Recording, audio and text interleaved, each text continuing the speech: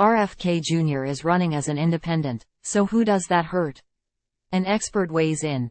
Attorney Robert F. Kennedy Jr. pivoted Monday, announcing that he would no longer run for president as a Democrat, instead pursuing the Oval Office as an independent. Although Kennedy's bid is still very much a long shot, his move could have major implications on the race. As the country prepares for a likely rematch between Joe Biden and Donald Trump in 2024, Kennedy appears ready to relish the opportunity to make both parties sweat. The Democrats are frightened that I'm going to spoil the election for President Biden, and the Republicans are frightened that I'm going to spoil it for Trump, he told a crowd of supporters in Philadelphia Monday. The truth is, they're both right. My intention is to spoil it for both of them. Recent polling shows that Biden and Trump both have a solid base of support within their parties and are neck and neck with each other.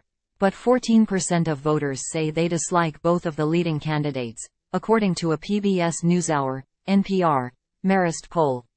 That data also shows that 17% of voters would vote for a third-party candidate over either Biden or Trump. Third-party candidates have influenced elections in the past.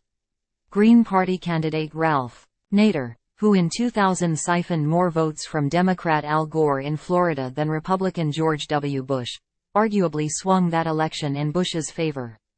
In 2016, support for Green Party candidate Jill Stein may have tilted the election in Trump's favor in a few key swing states. Kennedy's independent campaign might have similarly huge consequences, according to Thomas Whalen, an expert in modern American politics at Boston University. RFK Jr. potentially could have a huge impact in what surely is going to be a close presidential contest next fall. He could play the role of spoiler, and at this point it would seem he'd draw more voters from the Trump column due to his anti-vax views and bizarre conspiracy theories which are popular among the Republican rank and file.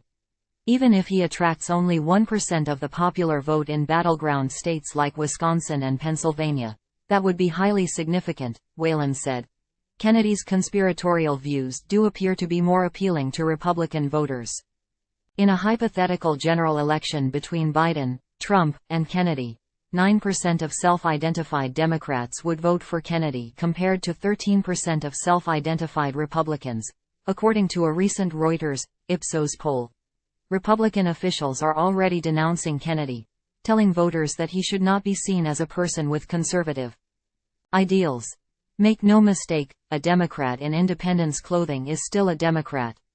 RFK Jr. cannot hide from his record of endorsing Hillary, supporting the Green New Deal, fighting against the Keystone Pipeline, and praising AOC's tax hikes. He is your typical elitist liberal and voters won't be fooled, Republican National Committee Chairwoman Ronna McDaniel said in a statement Monday.